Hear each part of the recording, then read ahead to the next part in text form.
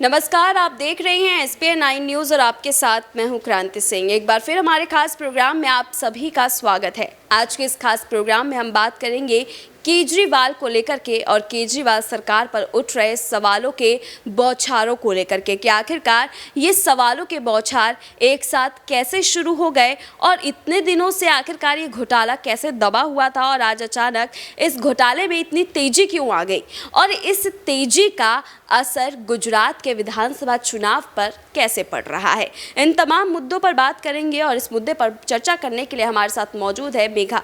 आपका बहुत बहुत स्वागत है हमारे इस खास कार्यक्रम में। पहले बात कर लेते हैं कि गुजरात विधानसभा चुनाव को लेकर के आखिरकार जो चारों तरफ सरगर्मी मची हुई है उसमें देखा यही गया है कि आम आदमी पार्टी जो है वो लगातार अपनी कोशिशों में जुटी हुई है कि इस बार गुजरात के गढ़ में अपना परचम लहरा दे। देखा गया है कि अभी तक मोदी सरकार का वहां से नाम हटा पाना बेहद मुश्किल है, बीजेपी का परचम हटा पाना बेहद मुश्किल है, लेकिन फिर भी आम आदमी पार्टी गुजरात में अपनी पूरी ताकत के साथ कार्य करती हुई नजर आ रही है। पूरी कोशिश कर रही है कि बीजेपी का खेला खत्म करके वहां पर अपनी जीत का परचम लहरा दे। और यही हुआ कि अभी बीते दिनों देखा गया कि जब वहां पर शराब कांड होता है तो शराब कांड को लेकर के केजरीवाल और तमाम आप पार्टी के नेता जो है वो सुर्खियां बटोरते हुए नजर आ रहे थे, लेकिन उन्हें भी शायद ये पता नहीं था कि आने वाले समय में यही सुर्खियां जो है वो दिल्ली की हेडलाइन बन जाएगी और दिल्ली की हेडलाइन में सुर्खियां बटोर रहे होंगे बीजेपी के नेता।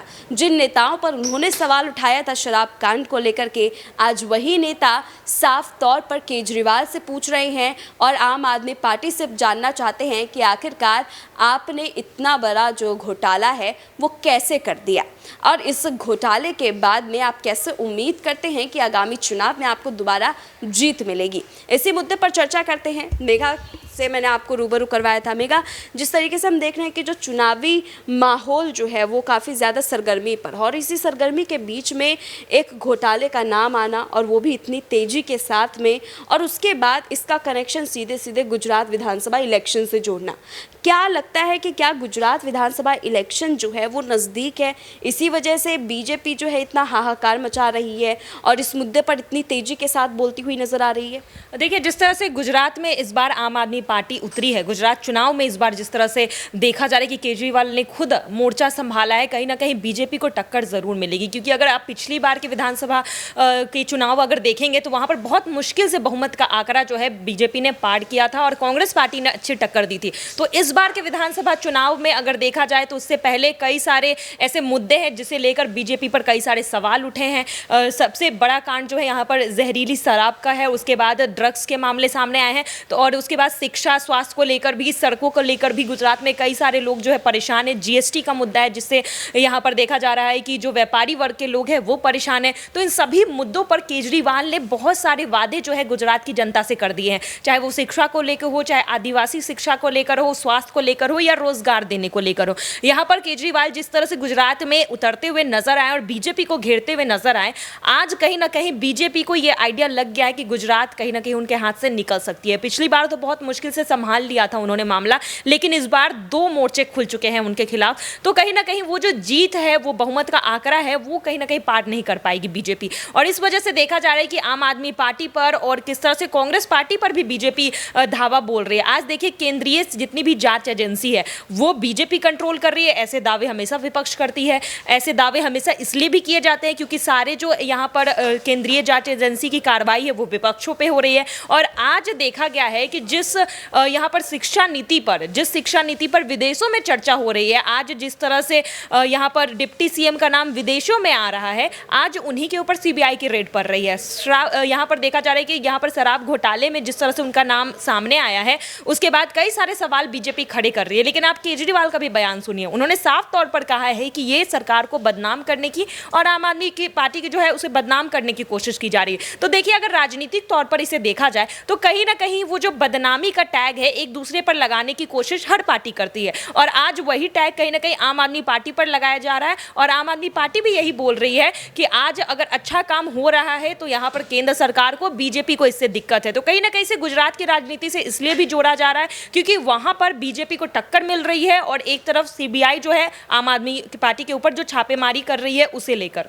बिल्कुल, यहाँ पर गुजरात चुनाव को लेकर के जिस तरीके से अपनी बातें यहाँ पर केजरीवाल करते हुए नजर आ रहे हैं, वही बीजेपी अपने दावे करती हुई नजर आ रही है, उससे साफ जाहिर है कि आने वाले समय में गुजरात का जो चुनाव है वो बेहद ही दिलचस्प होने वाला है। लेकिन इस चुनाव से पहले जो चुनावी समीकरण बदलने का ये खेल है, आखिरकार इस खेल का असर केजरीवाल के ऊपर कितना पड़ेगा और केजरीवाल की छवि जो है वो कितनी धूमिल होगी, या फिर इस पूरे मामले में अपनी जीत दर्ज करके क्या वो अपनी छवि और भी ज़्यादा अच्छे बनाने में कामयाब रहेंगे। चलिए इस मामले पर भी एक प्रतिक्रिया ले लेते हैं। मेगा, जैसा कि मेरा सवाल ही यही था कि हमने देखा है कि जो गुजरात में चुनाव चलने वाले हैं, इस चुनाव से पहले जो छवि खराब करने और बनाने की जो नीति है वो सभी पार्टी की तरफ से अपनाई जा रही है। जाहिर सी बात है कि यहाँ पर बीजेपी भी अपनी जो छवि है, जो धूमिल हो चुकी है, उसको अपनाने की कोशिश कर रही है। तो क्या इससे हम ये चीज़ मान लें कि यहाँ पर जो है बीजेपी के ये तौर तरीके कहीं ना कहीं केजरीवाल की छवि को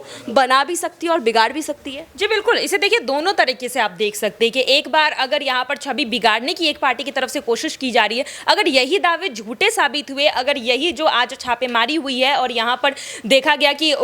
यहाँ पर उनके खिलाफ कोई सबूत नहीं मिले, तो फिर यही चीज़ें जो है अब केजरीवाल बीजेपी के अगेंस्ट यूज़ कर सकते हैं, अपने लिए सहानुभूति यहाँ पर इकट्ठा करने के लिए यूज़ कर सकते हैं, और कहीं ना कहीं वो यूज़ हो भी रहा है। आज केजरीवाल ने जिस तरह से कॉन्फ्रेंस कर यहाँ पर जनता को संबोधित किया, जिस तरह से कॉन्फ्रेंस कर उन्होंने जनता से बात की, वो न्यूज़पेपर दिखाया कि यूएस में